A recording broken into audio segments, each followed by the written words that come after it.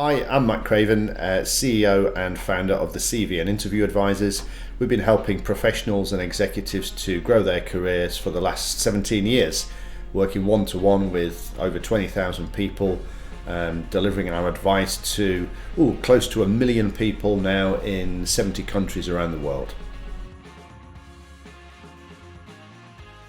Okay, so do you put references on a CV? Okay, well, if you go back in a TARDIS back to the 1970s, then the answer is yes, you would. That'd be quite typical. But as we progress now into 2023, that's no longer relevant. There may be some slightly more traditional industry sectors where that's still the done thing, but it's very far and few between. So typically what people progress to is a little statement at the bottom of their CV that said, references are available upon request. Now, if we think about it, that's a little bit of a daft statement, and it's fine if that's what you've written, and I'm sure once upon a time I had that on my CV. It's fine, no problem, it's not going to offend anybody, but it's not as if we're going to refuse to give a reference if somebody asks for one, so therefore writing references are available upon request is a little bit redundant. Now what we've moved to now, certainly in 2023, is something that's a little bit more insightful. So think about LinkedIn, think about the recommendations that people have on their LinkedIn profile.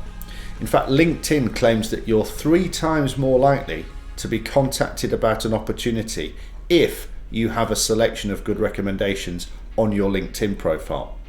So it stands to reason that there might be a good addition to a CV.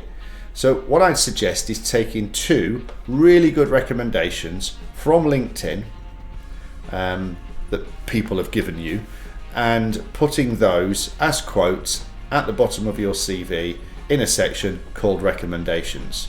So you'd put what they've said in speech marks, their name and their job title.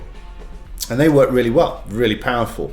The key is to make sure they're well written by somebody credible and they're written in a kind of well thought out way. If it says, I've known so-and-so for 10 years and they're honest, reliable and trustworthy and I would have no hesitation in recommending them for any job in the world ever, forget it.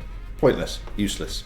But if it says something insightful that a future employer might think, actually, you know what, this person's pretty credible. This is the person who's the CEO at XYZ company and they're saying really good things about this individual, so I'm going to sit up and take notice of that.